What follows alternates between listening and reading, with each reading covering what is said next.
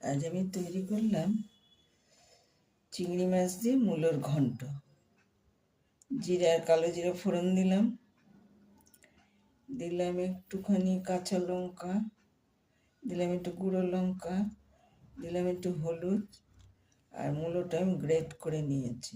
আচ্ছা, তারপরে আমি নামাবার আগে দিলাম ভাজা জিরে আর একটু ময়দা। ব্যাস, তৈরি হলো মূলোর ঘন্ট চিংড়ি দিয়ে। ওই চিংড়ি দিয়ে চচ্চড়ি, পালং শাকের মানে ডাটার দিকের অংশটা আর কি, পালং শাক, আলু, বেগুন, ফুলকপি, এসব দিয়ে পাঁচমিশাল তৈরি করলাম আমি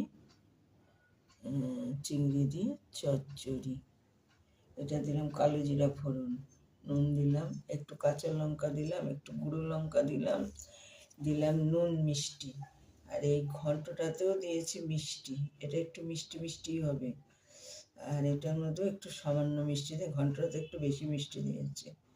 ভালো লাগলে লাইক করুন, শেয়ার করুন, সে একটু থাকুন। এটার মধ্যে আমি একটু মিষ্টি দিয়েছি, এটা একটু হালকা ঝাল হালকা মিষ্টি মিষ্টি হবে। খেয়ে দেখবেন গরম ভাতে দারুণ লাগে। রুটি দিয়ে খান, তারপরে ভাত দিয়ে খান, পরোটা দিয়ে খান, যা দিয়েই খাবেন তাই মুখে লেগে থাকবে।